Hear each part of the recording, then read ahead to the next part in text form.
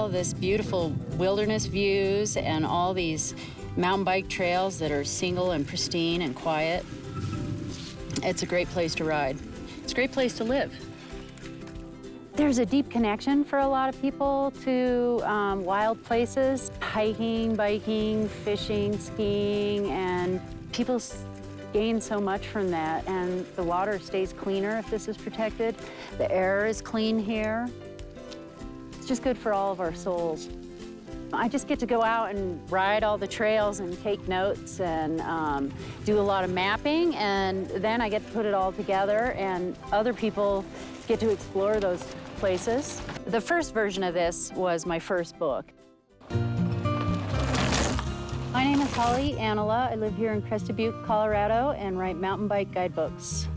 My name is Rob Mahidi. I'm a carpenter here in Crested Butte, Colorado. The Gunnison is known for its wildlife and its huge herds of elk, deer, bear, fox, lynx, and has these huge wildlife corridors that are so important for the migration of these animals. To stay healthy, our mountain biking club is on the forefront of helping with public lands conservation efforts. Let's go out and roll.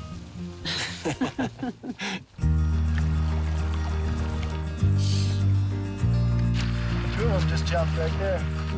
Yeah. Little guy. Yeah. Fly fishing teaches you patience. You're busy the whole time, and you learn how to be patient with things like tangles, because they're inevitable, and waiting for that fish and trying to catch that fish. Holy cow. There's some spawning right there. He's huge.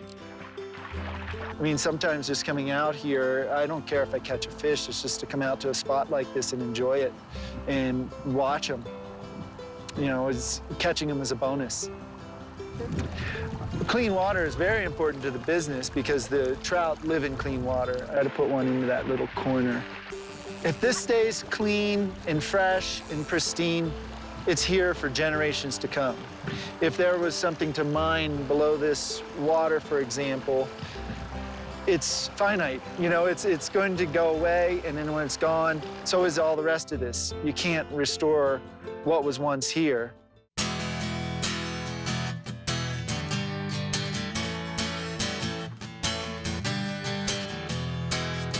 Yeah, we have some hunters in a camp up there, right underneath the mountain, and we have to go in. They got a bull a couple of days ago, so we got to go in there and pack the bull out of the deep woods, bull elk, yeah, and then load up all their stuff and bring him down. So we'll be all day doing that. Part of what I'm doing is helping to toughen up America.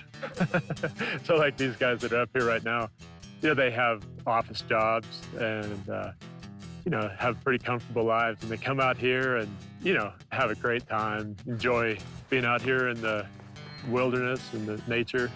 My name is Tony Prendergast. I run Land's End Outfitters at Smith Fork Range. My grandfathers were both outdoorsmen, and they were pioneers, basically. My great-granddad came to Colorado in the 1860s, and I often think about the kind of challenges they faced and the lifestyles they had. And it was, they had rich lives, you know, hard, but rich. And I really hope that my grandkids and great-grandkids and on into the future can have a taste, at least, of a lifestyle that's very real and dramatic and beautiful and has a hard edge to it, but keeps you feeling alive. Things change, and so that's why I think it's important where there is, you know, really pristine areas to put in the protections that'll keep those set for the future generations.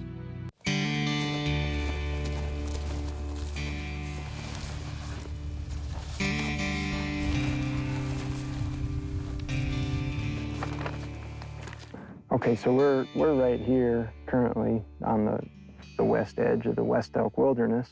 All this down here, south of the wilderness, is really critical. Winter range, it's super important, not just to elk and deer, but to a lot of other wildlife species as well. So at least being able to have a discussion with all the interested parties about keeping this stuff intact, trying to avoid massive fragmentation.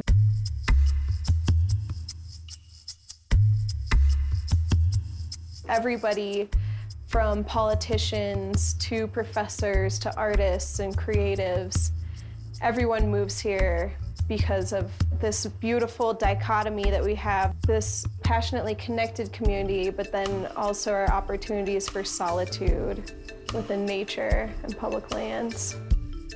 We just have so many advocates for our space up here. Even the Crested Butte Chamber of Commerce is doing a really good job of looking at how we keep this place amazing for locals, but also make tourists feel welcome when they come and visit. These are the last places that I think that we have the chance to do it now. And luckily we have support from our politicians. They want to see us come together first.